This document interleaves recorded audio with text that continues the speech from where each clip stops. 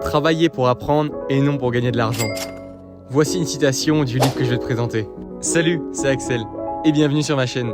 Juste avant de commencer, je t'invite à t'abonner pour soutenir la chaîne. La plupart des gens qui ont un salaire, leur but c'est d'acheter des choses directement. Je te parle pas d'un adulte seul avec ses enfants et un loyer à payer. Je te parle de jeunes comme toi et moi. Tu sais, avec un taf saisonnier et donc quelques centaines d'euros qui rentrent, mais qui claquent tout. Que ce soit dans des entrées pour aller en boîte, des abonnements ou des produits inutiles. T'en fais peut-être partie en fait. Et dans cette vidéo, je vais te montrer comment mieux optimiser tes revenus. Donc la citation que j'ai fait au début vient du livre Père riche, Père pauvre de Robert Kiyosaki. C'est un best-seller mondial qui a été traduit dans plusieurs langues, dont le français. Et dans cette vidéo, je vais te présenter quelques principes clés selon mon interprétation. Déjà que ce soit des notions simples, il nous apprend qu'est-ce qu'un actif et qu'est-ce qu'un passif. Avec une définition claire, un passif prend de l'argent dans ta poche et un actif en met. Une autre notion clé, il aborde les 3 types de revenus.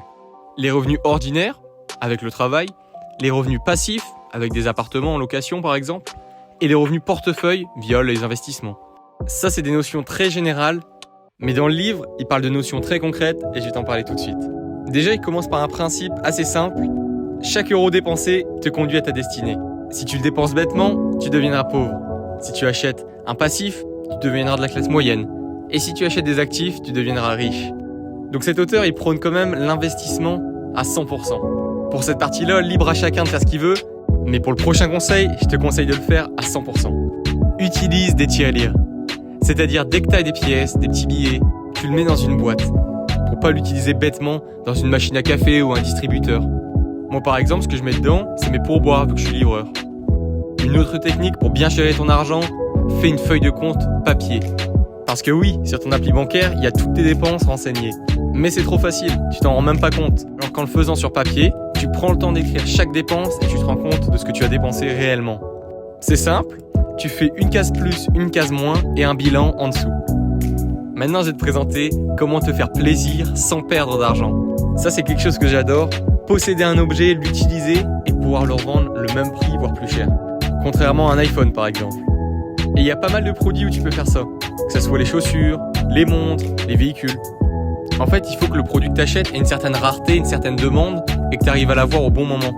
Donc si tu veux te faire plaisir, essaye d'acheter les choses au bon moment, avec une certaine rareté. Comme ça, quand tu le revendras, tu seras encore plus satisfait d'avoir pu profiter de celui-ci sans qu'il te coûte le moindre euro. Comme il est dit dans le livre, c'est vrai qu'à l'école, on ne parle pas beaucoup d'éducation financière. Et pour être étudiant, on t'en parle même jamais.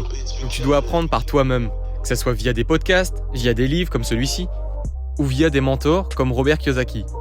Après s'être bien éduqué financièrement, il y a l'étape la plus forte. C'est le graal du développement de son argent, la diversification des sources de revenus. Par exemple, avoir un travail et une auto-entreprise et des investissements.